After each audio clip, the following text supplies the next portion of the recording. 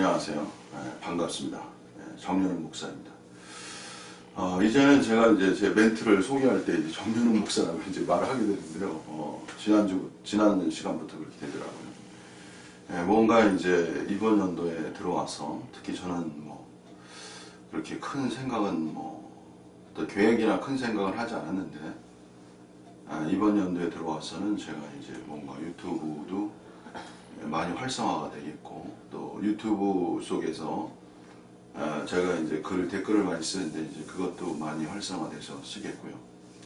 앞으로도 저는 이제 2022년도에는 여러분들을 위해서 더 많은 일을 해야 되지 않나 이러한 어떤 생각을 먼저 여러분에게 말씀드립니다.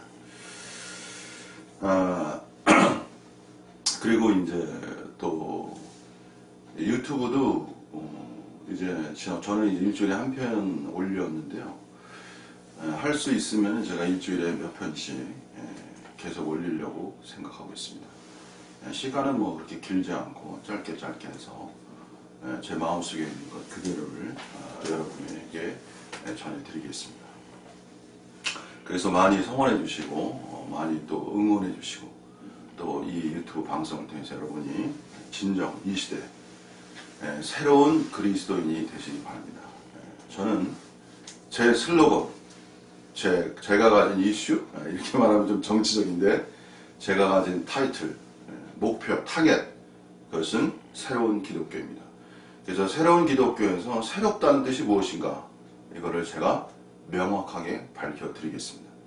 다만 뭐 옛날에도 뭐 새정치를 좀 얘기하고 있지만 뭐 새로운 것이 무엇이냐 이것에 대한 정의가 이게 분명하지 않으면 이게 파워가 생기질 않아요. 그래서 앞으로 저는 새로운 기독교, 그래서 앞으로 새롭다는 뜻이 무엇인가에 대해서 제가 명명백백하게 여러분에게 밝히겠습니다.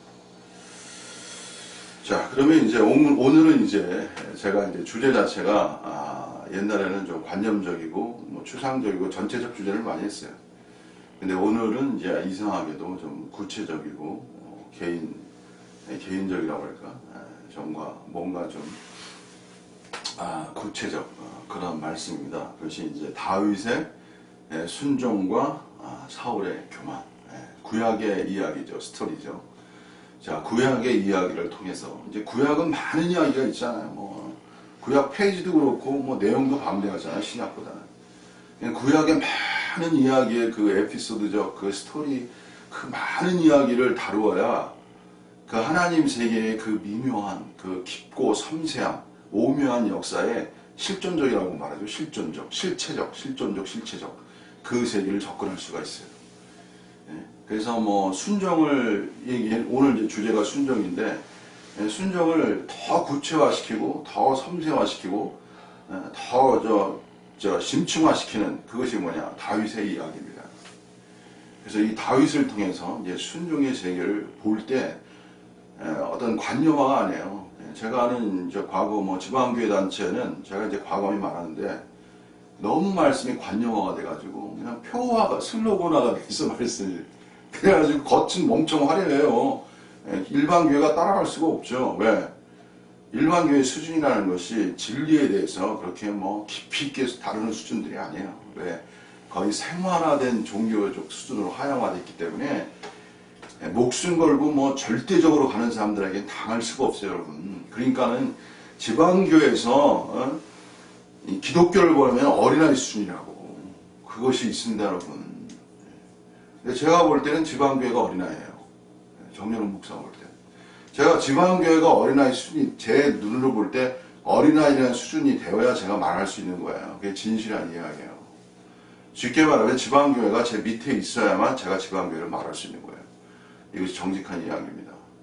누구를 뭐 깔보거나 비판하려고 하는 것이 아니고 진리의 세계라는 것은요. 상위 진리의 세계, 하나님의 세계라는 것은 상위 진리 세계로의 무한 질주의 세계입니다, 여러분. 역사, 인류 문명의 역사라는 건 뭐냐면은 상위 개념으로의 무한 돌진, 이것이 인류 문명사라는 거예요, 여러분. 그렇기 때문에 끊임없이 철학자들도 과거를 비판해가면서 과거를 해체해가면서 미래가 무엇인가를 사유하는 거예요, 여러분. 기독교 마찬가지입니다. 현재적 기독교를 해체하고 미래 기독교가 무엇인가에 대한 진지한 목숨을 건 사유의 세계가 열려야 미래 기독교가 열리는 거예요. 거기에 제가 선두 주제로 서고 싶은 거예요, 여러분. 왜? 하나님을 사랑하기 때문에. 제가 인간 존재라는 건 뭐냐면요, 쉽게 말씀드리면 완전적 존재로의 무한 질주, 이게 인간 존재의 욕망성이라는 거예요, 여러분. 자기 초월을 완전함으로 무한 충족하를 위한 무한 질주, 이것이 인간이 꿈꾸는 세상입니다, 여러분. 욕망을 이루는 것, 이것이 인간 존재입니다, 여러분. 기독교가 금욕이라는 이제 금욕과 욕망의 개념이지만, 금욕은 인간이 문제적 존재라는 거죠. 모든 욕망을 다 표출화시키면 문제가 생기니까 욕망을 억제화시키는 게 금욕이거든요. 그러나 인간은 어떤 존재입니까, 여러분? 본질이 욕망적 존재예요, 여러분. 부모가 자식을 어떻게 키웁니까? 욕망으로 키우는 거예요. 자식 잘 되기를 원하고 행복하기 원하고 남부럽지 않는 훌륭한 자식 키우려는 게 욕망 아닙니까, 여러분? 그것이 부모의 마음이 동력과 에너지를 가져다 주는 거예요. 그래서 그냥 부모가 자기 몸 상하는지도 모르고 그냥 달려. 왜? 그것이 욕망이고 그것이 사랑이기 때문에 그런 거예요. 정연호 목사는 욕망의 긍정화, 욕망의 정상화를 통해서 미래를 창조하는 것, 이것이 정연욱의 부르짖는 미래 창조적 기독교, 새로운 기독교라고 말씀드립니다, 여러분.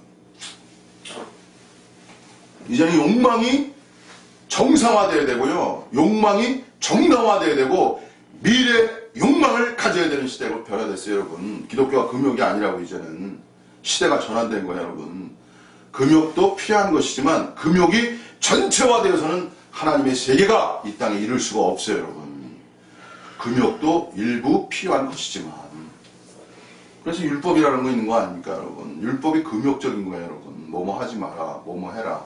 주로 뭐뭐 하지 마라가 엄청 중요한 것이죠, 여러분. 뭐뭐 하라보다 사실. 그래서 뭐뭐 하라가 오히려 욕망의 코드 같아요, 여러분. 자, 그래서 여러분이 제가 처음부터 좀 약간 흥분했는데 이해해 주시고, 이게 막 불이 있어가지고 가끔 이렇게 분화처럼, 아까 용광로처럼 막 이렇게 막 터지는 것 같아요. 이해해 주십시오. 사역자는요, 속에 불이 있는 사람이에요. 불이 있을 수밖에 없죠. 왜? 하나님의 세계라는 것은 그 자체가 빛의 세계이기 때문에 어둠을 보는 즉시, 어둠을 볼수록 이 분노가 있는 거예요, 분노. 사역자의 분노가 있는 거예요, 여러분. 그게 선지자예요, 사실은.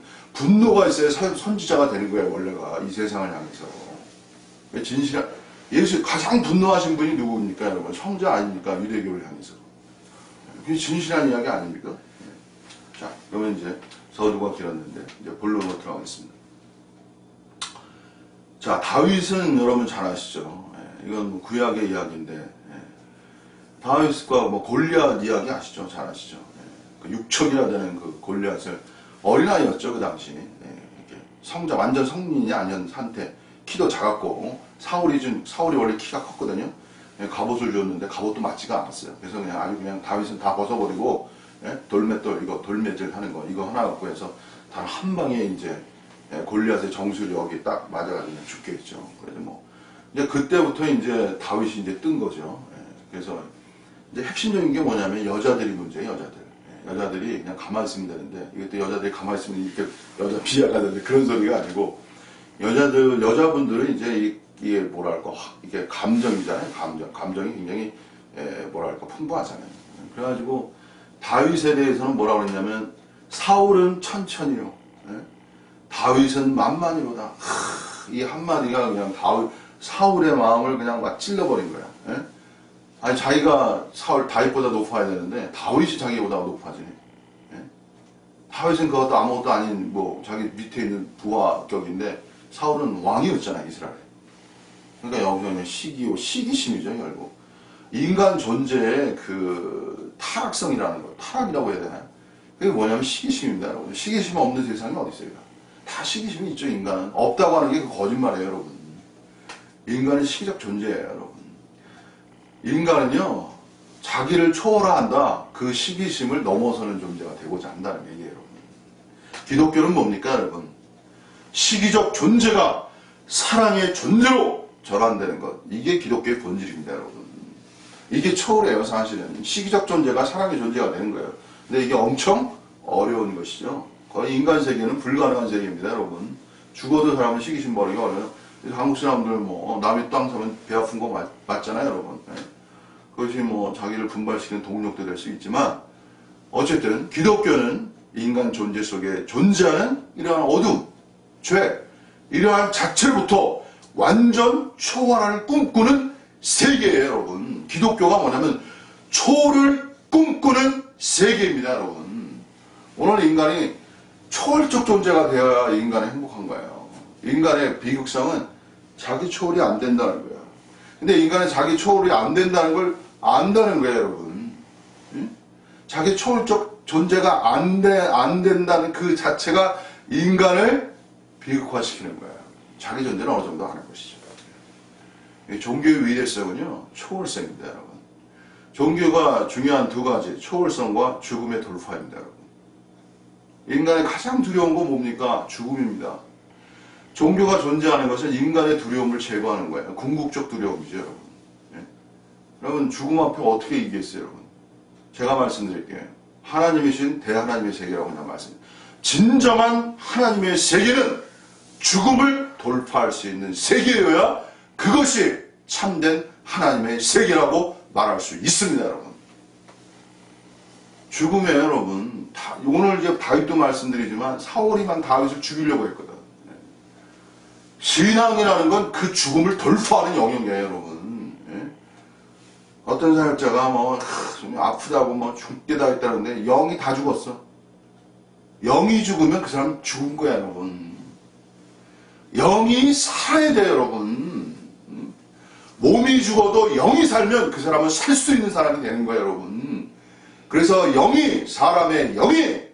사람의 병을 이기려니와 이기려니와 이게 자본서 아닙니까, 여러분? 사역이라는 뜻이 뭐냐면은 사역이라는 사역자 미니스트리 사역. 이 사역의 의미가 뭐냐면 어떤 것도 그 사람을 무너뜨릴 수 있는 것이 없다는 것이 사역이에요, 여러분. 왜? 그 사람은 하나님이 모든 것 되기 때문에 그런 거예요. 하나님이 모든 것 된 사람은 그 사람을 무너뜨릴 수가 있는 게 없어요, 여러분. 그래서 하나님이 반석이라는 거예요, 반석, 여러분. 하나님이 반석이 된 사람은 어떻게 무너뜨립니까, 여러분?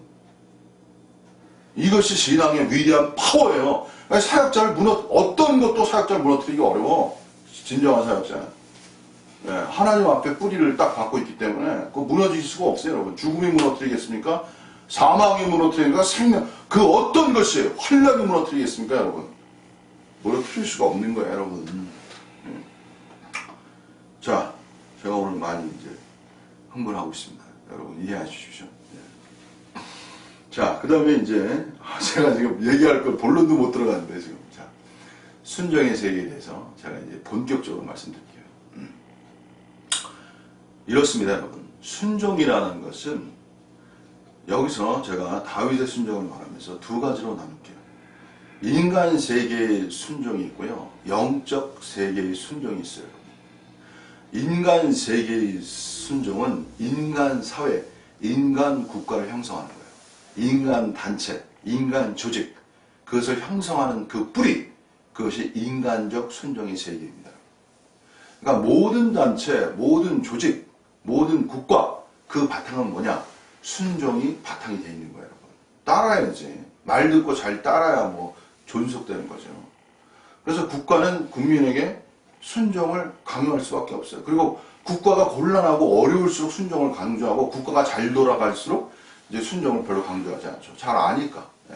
그래서 문명화된 사회에서는 순종을 그렇게 강조하는 것이 아니에요.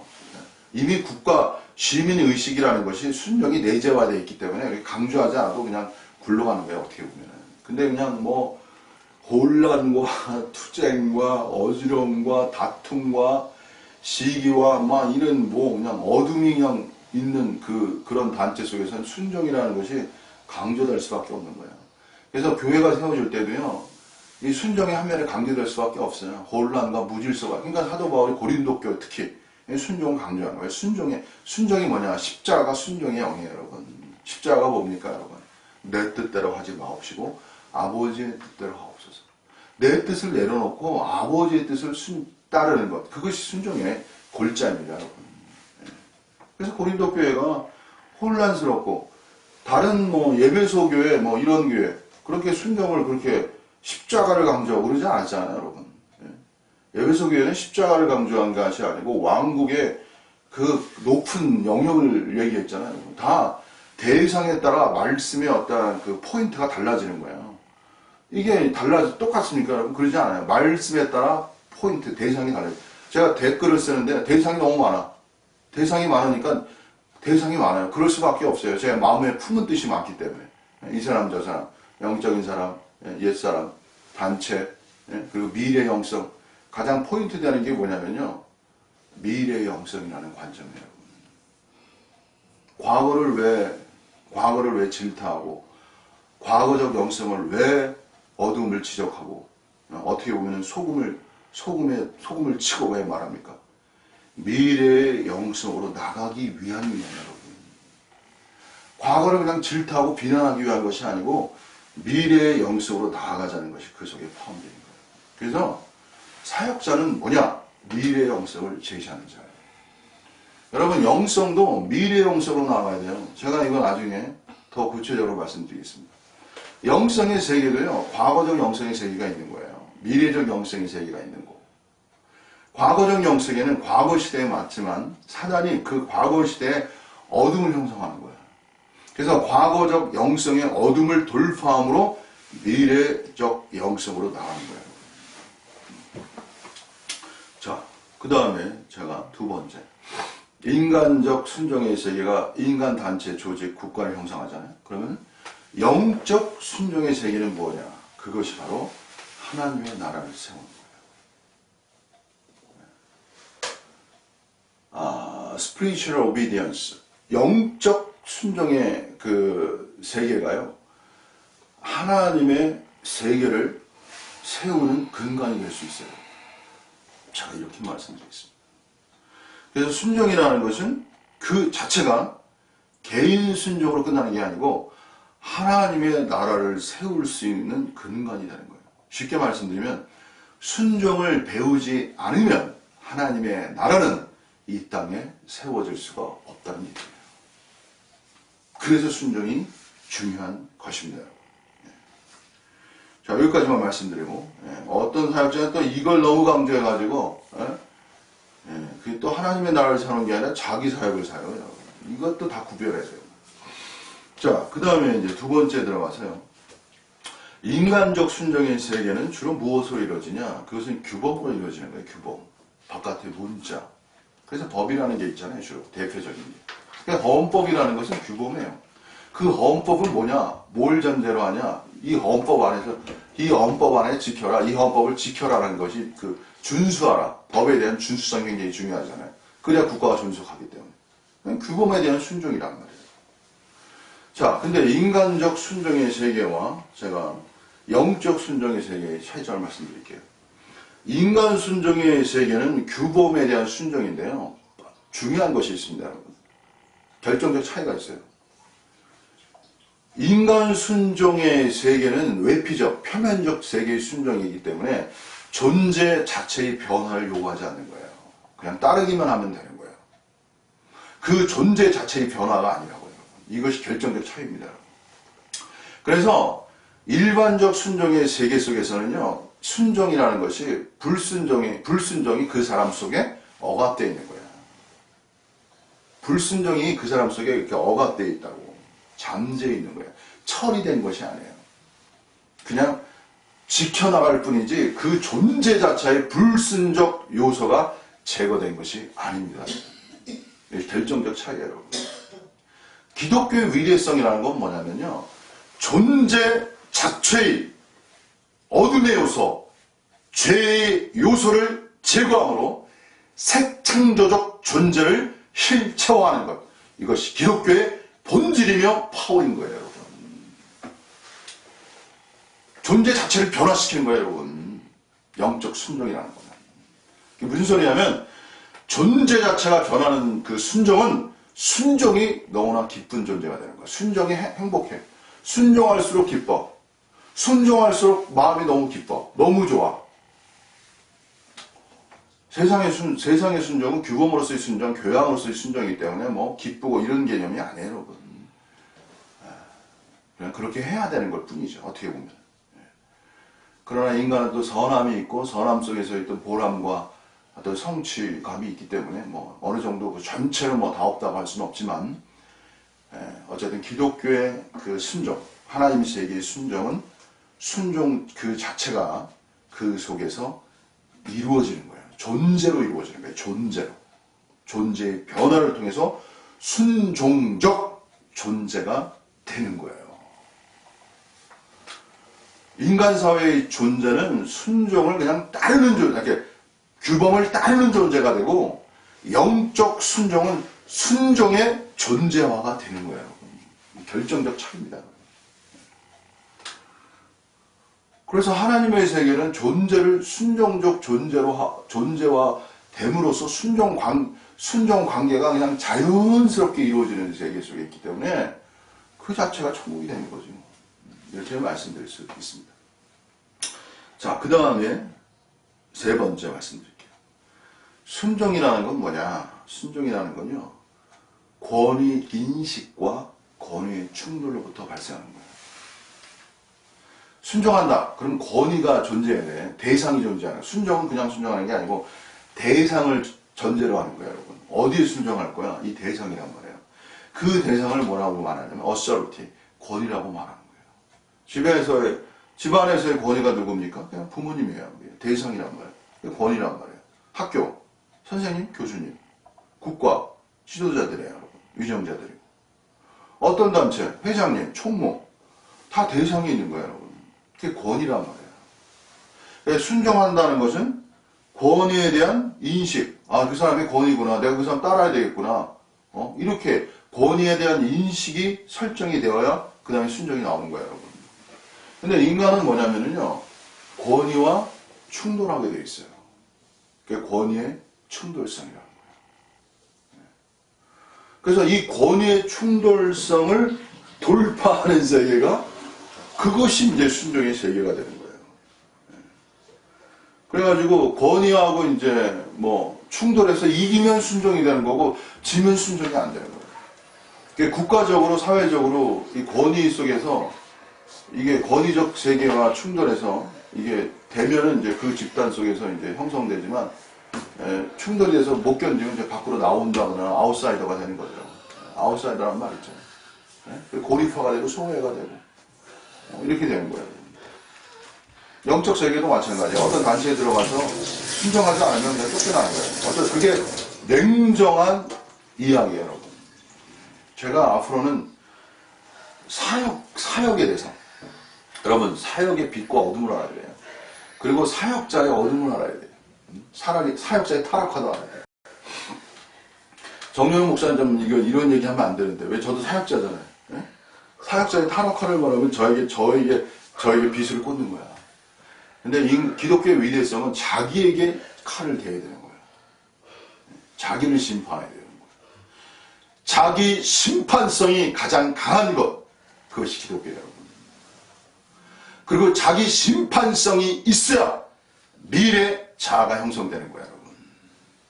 이것이 기독교가 가르치는 위대한 진리의 세계라는 거예요, 여러분. 자기 비판이 있어야 미래자로 나갈 수 있어요. 이게 기독교의 진리 아닙니까, 여러분.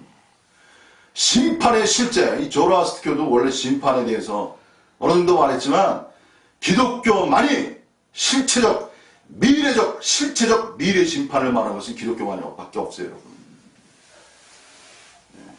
불교는 심판에 대해서 그렇게 철저하지가 않아요, 여러분.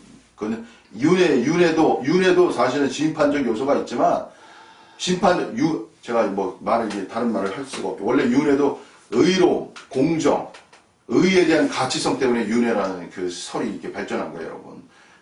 잘못한 사람 죽고 나서 어떡할 거야? 심판적 개념이 윤회 속에 숨어 있는 거예요, 여러분, 사실은. 그러나 구체적인 것이죠. 종말적이고 구체적인 것은 기독교 세계 속에밖에 없어요. 자, 그럼 뭐 제가 이제 할 말이 많은데 어쨌든 권위라는 것은 충돌성입니다. 그래서 다윗도 마찬가지고요. 저도 예전에 권위를 배울 때 근데 충돌성에서 중요한 게 뭐냐면 자기의예요. 자기의가 가장 문제가 돼. 자기의 옳음이야. 내가 옳아. 권위가 틀렸어. 이것이 순종할 때 가장 어려운 거예요. 그래서 순종이라는 것은 뭐냐면 자기의의 세계를 초월하는 세계예요, 여러분. 자기 옳다는 것을 초월하는 세계예요. 그래서 이제 기독교에서 이제 지방교회도 사실 이러한 이제 지방교회 말씀드릴게요. 지방교회 우수성이라고 해요. 지방교회가 갖는 강점은 뭐냐면 생명성이라는 거예요. 제가 나중에 생명성이라는 걸 말할게요. 인간이 가진 자기의 옳음보다 생명성이 3이라고 말하는 것이 지방교회예요. 여러분, 일반 교회는 이게 무슨 소리인지 전혀 알아들을 수가 없습니다, 여러분. 율법의 세계보다 생명의 세계가 더 상위적 하나님의 세계라는 것을 아는 것이 지방교회라는 거예요, 여러분. 일반 교회는 이게 무슨 말인지를 잘 몰라요, 이 자체가. 지방교회가 율법의 세계보다 생명의 세계가 상위 세계라는 걸 알았기 때문에 그걸 안 사람들이 그 속에서 파워를 갖는 거야. 우리가 누구보다도 잘 알고 있다고. 제가 여기서 말씀드릴게요, 여러분. 생명의 세계보다 더 상위적 세계가 뭐냐? 제가 말씀드릴게요. 새로운 기독교 창조 세계예요. 미래의 창조가 생명 세계보다 상위 세계예요. 여러분, 모든 문명과 모든 인류사는 어디로 가냐? 창조로 가는 거예요. 이 창조가 왜 중요한지 보세요, 여러분. 인류라는 거는 인간 삶이라는 건 뭐냐면요. 존속이에요. 존속. 살아가는 거예요.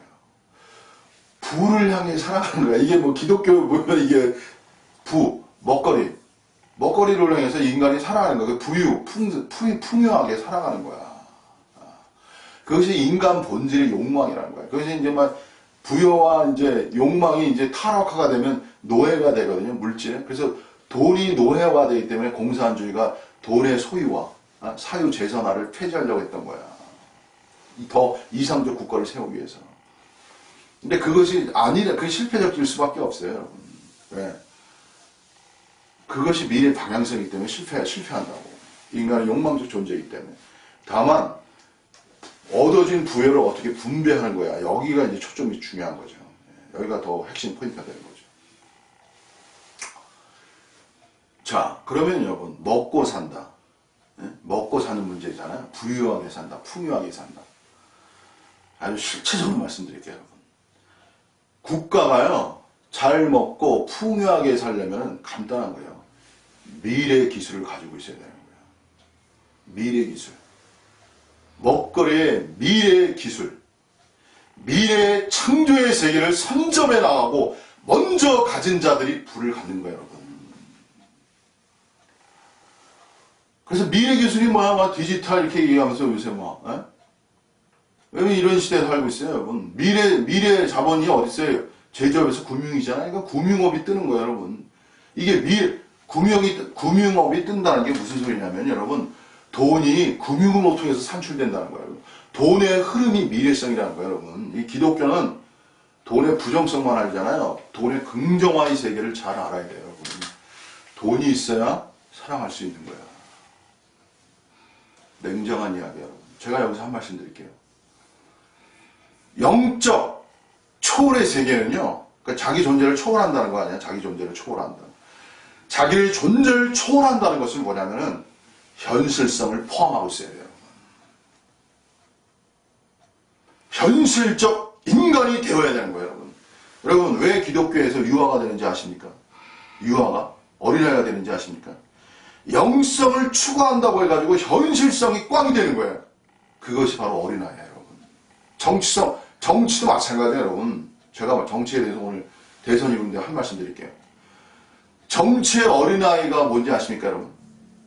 제가 역으로 설명해 드릴게요. 정치 속에 있는 어둠, 악을 모르면 그가 어린아이가 되는 거예요, 여러분. 아주 냉정하게 말하는 거예요, 여러분. 영성의 악, 영성의 해악성, 영성의 어둠화를 모르면 어린아이가 되는 거예요, 여러분. 그것이 유아라는 거예요, 여러분. 그래서 성전의 말씀이 그렇게 위대하다는 거예요. 뭡니까, 여러분? 내가 너희를 세상에 보내는데 세상을 뭐라고 표현했을까, 예수님이? 일이라고 표현한 거예요, 일이라고요, 여러분. 이게 대진리의 말씀이에요, 여러분. 악이라는 거야. 세상 전체를 악화하는 것은 위험성이 있어요, 여러분. 이분법 논리에 의해서. 그러나 세상 속에 있는 악을 모르는 것은 유아를 형성할 수 있다는 이 세계를 알아야 돼요. 정진원 목사가 왜 과거에 실패한 자였습니까? 예? 정진원 목사가 왜 과거에 실패했어요? 사탄을 몰라서 실패한 거예요, 여러분. 하나님만 사랑해가지고. 근데 하나님이 저를 어떠한 사람 만들었냐? 사탄을 아는 전문가를 만들어주신 거예요. 이것이 놀랍다는 거예요, 여러분. 저는 사탄 전문가예요, 여러분. 저는 사탄 전문가를 통해서 하나님 세계를 실체화하는 사람입니다, 여러분. 그래서 제 글의 모든 것은 다 어둠과 죄, 사단의 역사성을 다 밝히는 것이다. 그 속에 숨어 있어요, 여러분. 제 글들은 다 그렇습니다, 여러분. 그래서 저는 관념적이지 않고 실체적이에요, 여러분. 자, 오늘 이제 마무리하겠습니다. 오늘 제가 말이 자, 이제 다윗의 이제 순종인데요. 이거 서두에 이렇게 말씀드릴게요. 다윗의 자리에서 다윗이 되는 것보다 사울의 자리에서 사울을 벗어나는 게 더 어려운 거예요. 그러니까 어떤 사역자는 뭐 그냥 다윗인 것만 엄청 강조하는데, 여러분, 다윗이 되면요 사울의 자리에 앉게 되는 거예요. 순종을 배운 사람은 권위자가 되는 거예요. 하나님의 세계는요 낮아진 사람을 높이 쓰는 거예요, 여러분. 그게 원칙입니다. 그래서 예수 그리스도가 가장 낮아졌잖아요. 가장 비참하게 죽고 가장 오명 수치의 이름을 당하셨잖아요. 그 십자가에서. 하나님의 아들이 뭐 구원도 안 하고 그냥 십자가에서 죽으셨네. 겉으로 볼 때는 그냥 완전히 아무것도 아니잖아요. 그 당시에는. 근데 그분이 만물의 으뜸이 되신 거 아닙니까? 교회의 머리가 되신 것이 아닙니까? 순종을 진정으로 배운 자는요 하나님이 높이 쓰시는 거예요. 자신이 순종한 만큼 권위자가 되는 거야, 어떻게 보면. 이 땅에서 권위가 안 돼도 그날에는 권위자가 되는 거예요, 여러분. 이것이 하나님의 원칙입니다, 여러분. 그래서 순종을 잘 배우면 권위자가 되는 거야. 다윗을 잘 배우면 권위자가 되는 거야, 여러분. 사울의 자리에 앉는 거예요. 근데 문제는 뭐냐면은 사울의 자리에서 다윗이 될 수 있어야 돼요. 문제가 그거예요. 다윗의 자리에서 다윗이 되는 건 쉬워요, 여러분. 왜? 권력화가 안 돼 있기 때문에 그래요. 인간 존재라는 것은 권력적 존재예요. 이게 니체가 말한 것이지만. 니체가 인간의 육체성에서 한 부분을 정확히 지적한 것이 권력에 대한 의지라고 해요, 여러분. The will of power 하니까. 권력에 대한 의지가 인간 존재, 그게 이제 다른 말로 바꿔 말씀드리면 자기 영화성이에요. 사단이 예수님을 시험할 때 쓴 그 전법이 뭐냐? 자기 영화성. 그겁니다. 모든 왕국을 주겠다. 인간의 존재 욕망의 본질은 뭐냐면요. 자기 왕국화예요. 여러분, 자기 왕국화가 인간 본질, 속성이라고요. 그래서 다윗일 때는요, 자기 왕국화라는 거 설정도 안 되고 권력화라는 게 설정이 안 되기 때문에 순종이 쉬울 수가 있어요. 근데 사울의 자리에 앉게 되면 쉽게 말씀드릴게요, 여러분. 권력의 맛을 보는 거예요. 권력의 맛을 보는 거야. 사울의 자리가. 정영훈 목사가 하나님께 감사한 것이 있어요. 왜? 저는 권력의 맛을 거의 안 봤어요. 이것이 제가 순수하게 보존될 수 있는 중요한 포인트인데, 제가 과거에 조금 맛봤어요. 굉장히 조금 맛봤어요. 근데 제가 그 맛보면서는 그게 권력의 맛인지 몰랐어요. 근데 조금이 아니에요. 그게 왜냐하면 제 앞선 사람이 저에게 권력을 주지 않았어요, 여러분. 절대로.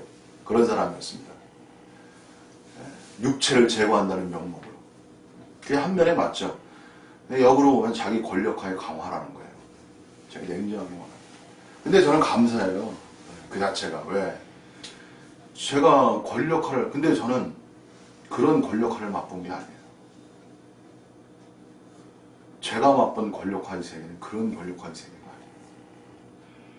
아니에요. 인간이 주는 권력화의 세계가 아니라, 제가 여러분 오늘 최초로 공개합니다. 여러분. 인간 존재의 초월로 인한 권력화의 세계를 저는 맛봤습니다. 이건 여러분이 전혀 무슨 소리인지 이해 못하실 거예요.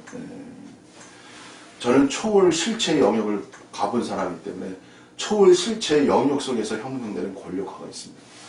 이거는 거의 여러분이 암호 같은 얘기라 제가 이거는 더 이상 얘기하지 않겠습니다.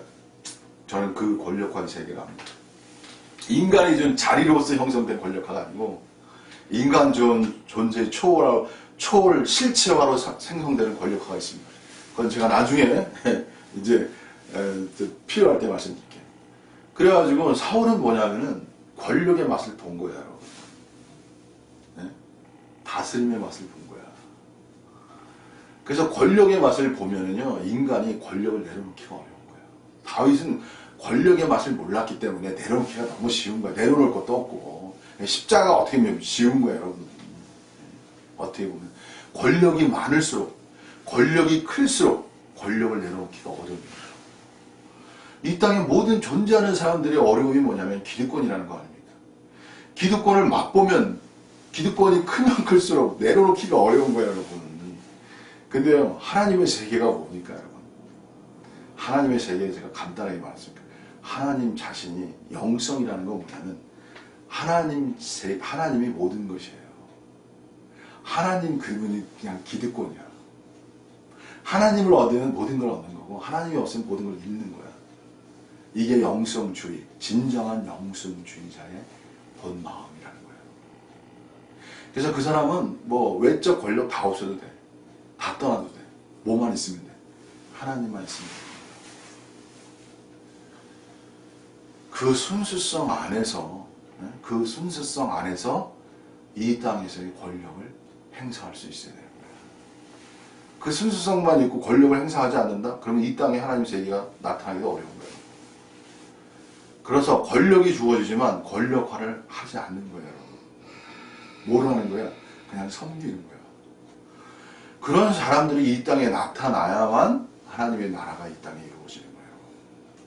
권력이 존재하나 권력화되지 않은 사람. 권력이 존재해야죠, 여러분. 다스림의 세계인데. 그래서 권력이 존재하나 권력화가 되지 않는 사람, 그 사람을 하나님의 사람이라고 하는 거예요. 정연호 목사는 그래서 이 오랜 세월, 제가 기독교 신앙 생활한 지 거의 45년 됩니다, 여러분. 네? 권력의 맛을 취할 수 있는 기회를 존재 초월의 세계라고. 저는 존재 초월로의 권력화가 인간 세계가 주는 권력화보다 더 센 거예요, 여러분. 제가 이 세계를 나중에 말씀드릴게요. 제가 비밀을 오늘 하나 말씀드렸어요. 저는 존재 초월의 권력화가 뭔지 압니다. 참. 자, 이제 마무리하겠습니다. 자, 잘 들어보세요, 여러분. 영성이라는 건 뭐냐면요, 하나님이 중심이 되어서 하나님 안에서 모든 것을 바라보는 세계예요. 다윗은 어떤 존재였냐면은 하나님 세계 속에서 하나님 안에서 모든 것을 바라보는 자였어요. 그렇기 때문에 그는 자기를 죽이려는 사울을 용서할 수가 있었던 거예요. 용서예요, 용서. 인간 존재의 위대성은 용서라는 거예요. 그 차원에서. 용서가 여러분 그렇게 간단한 세계가 아닙니다. 자, 사울은 어떤 존재였냐? 사울은요, 겉으로는 하나님이 모든 세계예요. 사울의 존재성. 겉으로는 하나님, 그리고 사울은요, 이게 특징이 있어요. 사울은 뭐냐면 키가 컸어요. 잘생겼어요. 영적인 사람들 있죠. 영성에 속한 사람들은 영적 기질이 있는 거예요. 영적 감수성이 있는 거예요. 그런 사람들은요, 일반 사람하고 좀 달라요. 그들이 가진 능력은 뭐냐면 인사이트, 통찰력이에요. 여러분. 내적 통찰력이라고 하는 거예요. 보는 눈이 남다른 거예요. 심성도 남달라요. 여러분. 근데 심성이 착하고 본성이 착한 사람이 영성주의자가 돼야 그 사람이 나중에 꽃이 펴요. 근데 심성이 악하고 심성에 그 좋지 않은 기질이 있는 사람은요, 나중에 꼭 그런 기질이 나타나요. 제가 이런 말을 하게 되니 참. 근데 심성이 나쁜 사람도 개과천선해서 참 되면 좋은데 그게 참 어렵습니다. 참, 그러니까 이게 선택이라는 게 그렇게 중요한 거야. 태생이라는 게 그렇게 중요한 거야. 다윗 태생과 사울 태생이 틀리다는 얘기지. 사울도 태생이 좋아요. 키도 크고 잘생기고 영적 소양과 감수성이 뛰어났어요. 근데 사울은 본질의 세계 속에서 다윗과 좀 질적으로 달랐어요, 여러분. 다윗은 그 자체가 순수성이 많았어요, 여러분. 그 자체가 순수성이. 근데 사울은 순수성에서 다윗보다 부족했다고 그러고. 본질이 그런 게 본질이. 근데 다윗은 사울은 뭐냐면은 겉은 하나님의 세계야. 그래서 제가 처음 사랑에 대해서 처음 사랑을 잃었다는 건 뭐냐면은 처음 사랑이라는 게 뭐냐면 하나님이 모든 것 되는 거예요. 그게 처음 사랑이에요. 처음 사랑을 에베소서 교회 질사하고 처음 사랑을 잃어버렸다고. 그게 뭐냐면 처음 사랑을 잃어버렸다는 건 뭐냐면 처음 사랑이 존재했다는 거야. 원래는. 그러니까 그걸 전제로 하는 거야. 처음 사랑이 있었으니까 처음 사랑을 잃어버리지. 없으면 잃어버릴 것도 없잖아요. 그러니까 처음 사랑이 존재한 거야. 그건 뭐냐면 하나님이 그 사람에게 모든 것이 되는 거야. 근데 시간이 지나서 권력화가 되잖아요. 그러면 겉으로는 하나님이 모든 것이 되는데 속으로는 그거 자기 왕국이 모든 것이 이렇게 잠식화가 되는 거야. 자기도 모르게. 그게 어둠이에요. 그래가지고 제가 결정적으로 말씀드릴게요. 인간이라는 건 뭐냐면 타자성에 의해서 변화되는 거야. 그게 무슨 소리냐? 다윗도 보세요. 나단 선지자가 죄라고 말할 때 다윗이 거기서 완전히 돌아선 거 아닙니까? 다윗 그 좋은 사람이 밧세바를 범했을 때 나단이 비유를 말하면서 99마리를 가진 사람이 한 마리 양을 빼앗아가는 것 되겠습니까? 그러니까 누구냐 막 흥분할 때 바로 당신이다 말할 때 그때 다윗이 그냥 거기서 꼬꾸라진 거예요, 여러분. 다윗도 그렇게 위대한 영성 소유자지만 자기 죄를 인식하는 것은 한계적이라는 거예요, 여러분. 타자성, 외부로부터 말을 해야 자기 존재의 어둠을 인식하는 것. 이것이 기독교의 위대성이라는 거예요, 여러분. 기독교만큼 진실한 세계가 어디 있습니까, 여러분. 타자성, 외적 세계로부터 자기의 존재의 어둠과 죄를 인식하는 것. 이것이 하나님의 세계라는 거예요. 인간은 스스로의 죄와 어둠을 알 수 없어요. 누구로부터 하는가? 하나님 세계로부터 하는 거예요, 여러분. 유대교는 유대교 스스로부터 그 죄와 어둠을 알 수가 없어요. 누구를 통해서 아는 거예요? 성자 예수를 통해서 아는 것입니다, 여러분.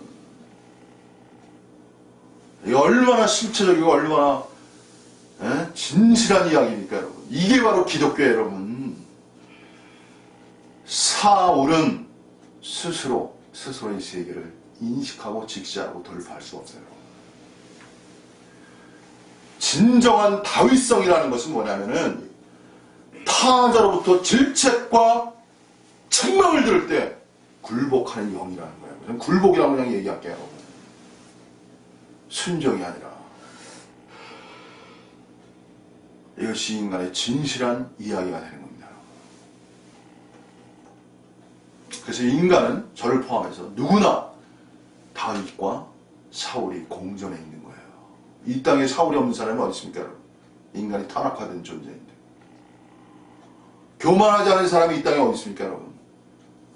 자신의 권력화되지 않는 인간이 어디 있겠어요? 인간의 구원과 축복은 뭐냐면 자기 권력화를 인식하고 그러한 존재, 그러한 체험으로부터 완전히 돌이키는 것. 그것이 축복이라는 거예요, 여러분. 타락한 존재로부터의 완전한 전환성 이겁니다, 여러분. 그래서 하나님을 두려워해야 되는 거예요, 항상. 자기의 사울이 자신의 육체를 신뢰하지 않는다고 했어요. 무한적인 건 무한적인 것. 높아질수록 더 두려워하는 것. 높아질수록요, 자리에 앉을수록 더 두려워할 수 있는 것. 그것이 진정한 권위자라는 거예요. 저는 그런 세계가 이 땅에 일어났으면 좋겠습니다. 스스로 하나님 앞에서 두려워하는 영성. 그래서 하나님을 두려워하는 것, 그것이 지혜와 지식의 근본이라고 말하는 거예요.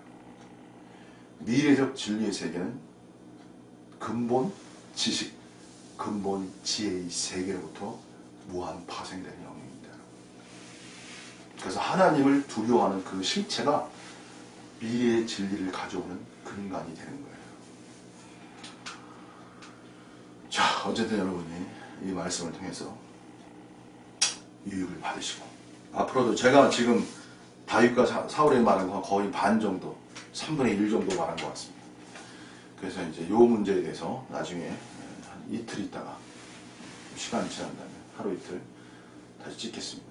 그래서 여러분에게 유익한, 어떤 단체는 저 다윗의 얘기해야 되는데 고정한, 지방교회가 그렇더라고요. 고정화된 문자 세계에서 화려한 문체로 얘기하고 있더라고요. 다윗의 순종은 처절함이에요. 처절함, 몸부림이고, 영성이라는 건 그냥 멋있는 글자가 아닙니다, 여러분. 멋있는 슬로건이 아니에요. 영성이라는 건 눈물의 몸부림이고 투쟁이에요, 투쟁. 좌절과 실패의 그 아픔 속에서 피어나는 꽃이에요, 여러분. 인생의 이야기는 몸부림과 처절함이에요, 처절함. 영성만큼 처절한 게 어디 있어요, 여러분. 인간 존재의 실패성을 바라볼 때 인간이 얼마나 좌절합니까? 그때 일으켜주는 손, 붙잡아주는 손, 그것이 성령인 거예요. 그것이 베드로 아닙니까? 그것이 은혜예요.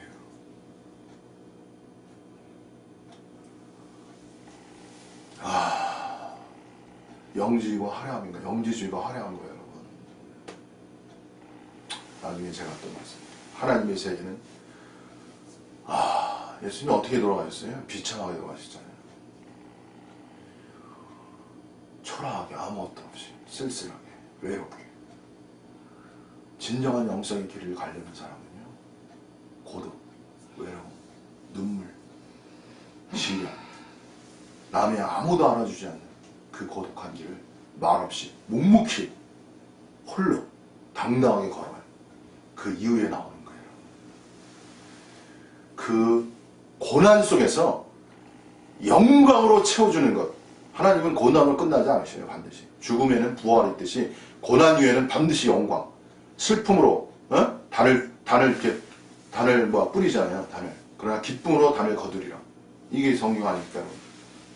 그래서 영광의 날이 있는 거예요, 여러분. 저도 이게 과거의 그 눈물이 지금 영광의 날로 이게 전파하고 있는 거예요, 사실은. 이런 말씀 자체가. 자, 여러분에게 하나님의 축복이 있기를 바라고, 힘차게 전진하시고, 오늘도 이기고, 내일을 소망하고, 힘찬 미래로 나가는 여러분 되시기 바랍니다. 오늘 영상 마치겠습니다. 감사합니다.